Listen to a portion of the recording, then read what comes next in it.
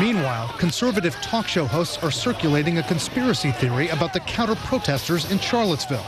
Fox News host Sean Hannity, on his radio show, brought up a rumor which had spread like wildfire on social media about so-called Antifa, or anti-fascist, protesters. There's a story out today that raises a question whether or not Antifa agitators that showed up in Charlottesville on Saturday were bought and paid for.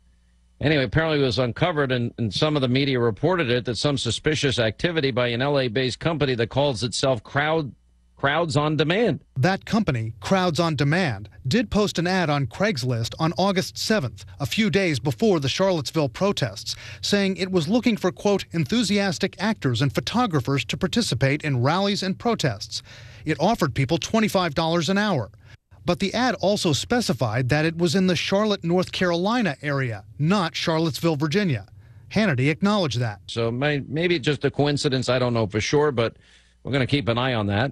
Crowds on Demand told media watchdogs it was not involved in any capacity with the events in Charlottesville. And a city official in Charlottesville told CNN they've seen no evidence that counter-protesters were for hire.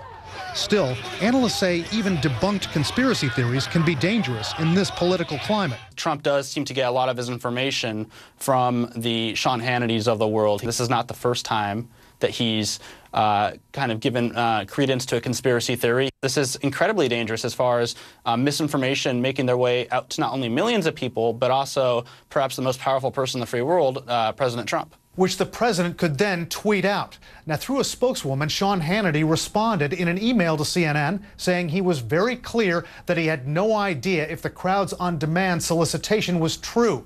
Hannity said he informs his audience all the time about what others are reporting and saying, and tells them when he cannot corroborate a story like he did in this case. He then insulted CNN. Brian Todd, CNN, Washington. Vandalism of U.S. monuments and memorials is on the rise since the clashes in Charlottesville. Nearly a week ago, at least 10 have been defaced, most of them symbols of the Confederacy, when southern states tried to secede from the Union. Remember, the white supremacists were in Charlottesville to protest the removal of a Confederate statue. Not all of the vandalized monuments memorialize the Confederacy. One of President Abraham Lincoln and a Boston Holocaust memorial were also vandalized.